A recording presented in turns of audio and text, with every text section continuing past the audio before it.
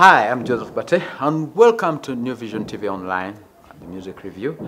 Our last episode with Crystal Klingenberg, and the question I'm putting to her is, Crystal, you've heard Ugandan music, you've talked about Ugandan music, you've seen the good and the bad, you even talked about the ugly. But tell me about the ugly side and tell me about the way forward. Your last one. Let me start by saying that yes, we've seen the good, the bad, and the ugly, but I want to reiterate, there's so much talent, there's so much creativity, there's so much hard work being done, and it's been exciting to see, even in the short time that I've been working on this project, to see how things have grown, to see how things have changed, to see how certain artists have matured into their artistic voice. That is always a joy to witness. I think that... Can you give me some names of some of the artists that you think have matured in their voice and their singing? I mean, let's go back to Kenzo, right? So Kenzo, when I first started, I haven't had a chance to interview him because he's almost never here. He's all over the continent performing, and he's always been a really interesting and exciting performer, but even more so over what the last 2 years of exposure have given him, what his hard work kind of all over the continent. It's really great to see these artists really becoming themselves. That's always a joy.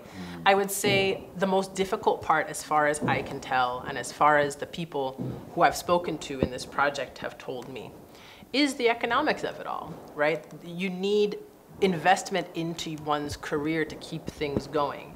The cycle I described earlier of, you need a hit so you can get a gig, to get a hit, to get a gig. That cycle is very difficult. And if you had A, some outside funding for those projects, and B, some way to gather money that you could then put aside so that you could take a break if you needed one, that's really critical to the well-being of the artist. So copyright is a really interesting and tricky thing right now. And there's been a copyright law on the books since 2006. It hasn't always been well enforced. There's some new energy toward its enforcement. But there's still also a lot of confusion about how enforcement works, how songs should be registered. Is it in the artist's best interest to follow the whole idea of copyright when it is essential to essentially have the pirates distribute your work to get those gigs, right? So there's lots of competing forces over what copyright means to the artist in the first place. But simultaneously, these days, they get no money from their recording. The recording costs them. So finding a way for artists to then have access to money to fund their projects is a critical step. And as far as I can tell, even in this short period that I've been watching the industry, as it's moving forward, we're getting closer to the place of outside investment.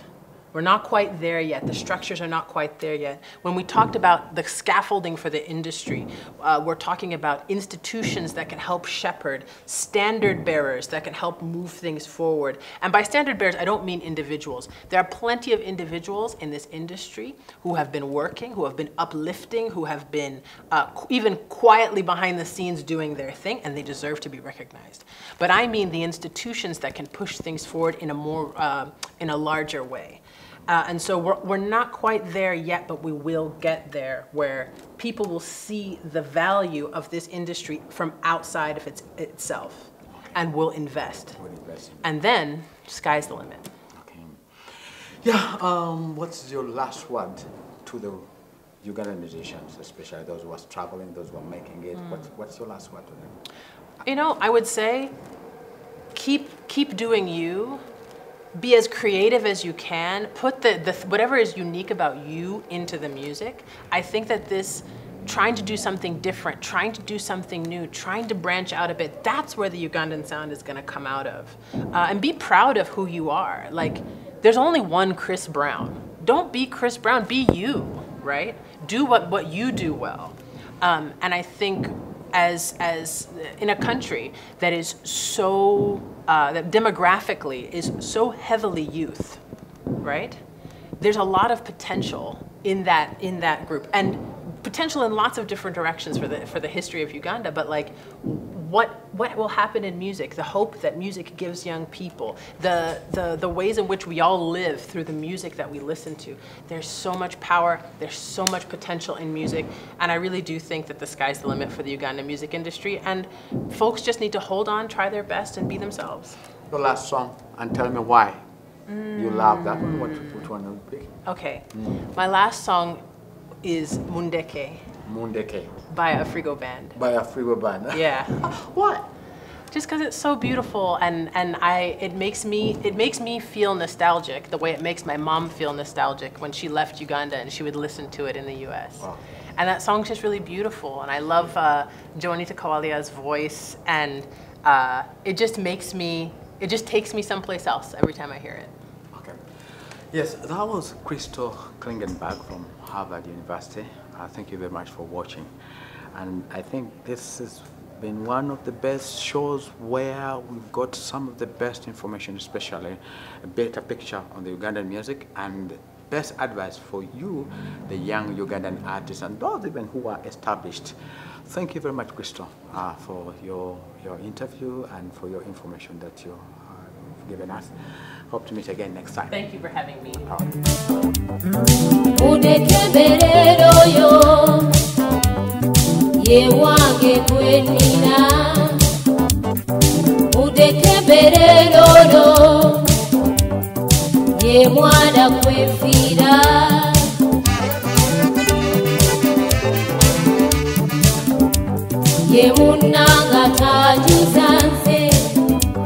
Omwano yandabirira nnyo buli kye nsaba ngabeerawo